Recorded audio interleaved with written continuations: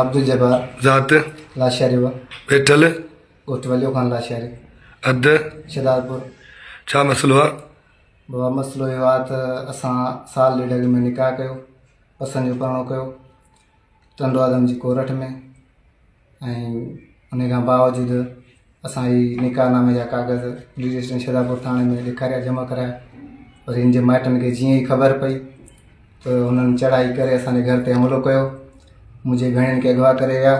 उन खां बाद में मुंहिंजे पीउ खे क़तलु कयो वियो ऐं मुंहिंजे मामनि खे 4 जेके आहिनि से ज़ख़्मी आहिनि, उहे हैदराबाद अस्पताल में हुते मौजूदु आहिनि।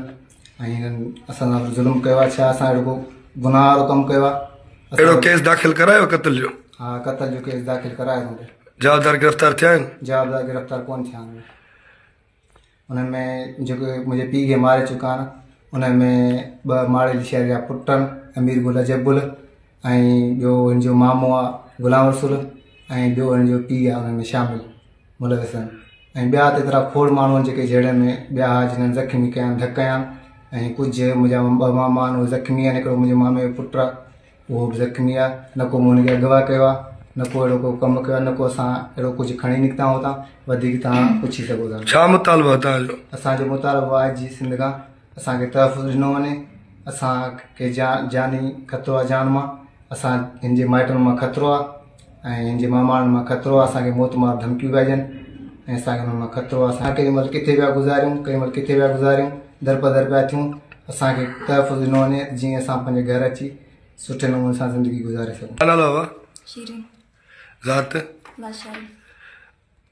छा मसलो आहे? मसलो इहो आहे त असां साल ॾेढ पहिरीं निकाह कयो, पसंदि जो परिणो कयो, मुंहिंजे ॿार सां निकाह कयो।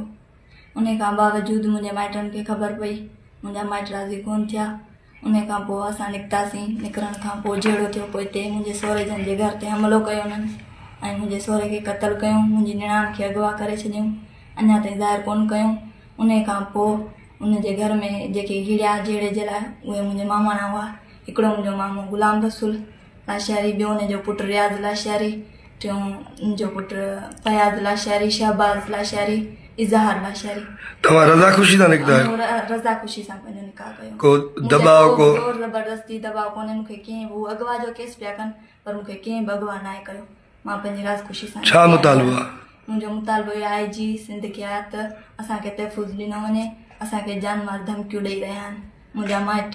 उन खां बावजूदि मुंहिंजो पीउ ने क़त्ल में शामिल हो। फिदा हुसैन लाशारी ऐं गदा हुसैन लाशारी मुंहिंजो चाचो आहे। माड़ो उहो मुंहिंजो मामो आहे। उनजा पुट आहिनि। उन्हनि खे गिरफ़्तार कयो वञे? न, उन्हनि खे गिरफ़्तार कयो वञे छो जो हू उन्हनि खे अञा ताईं गिरफ़्तार कोन कयो अथनि। का पुलिस दायर कोन्हे।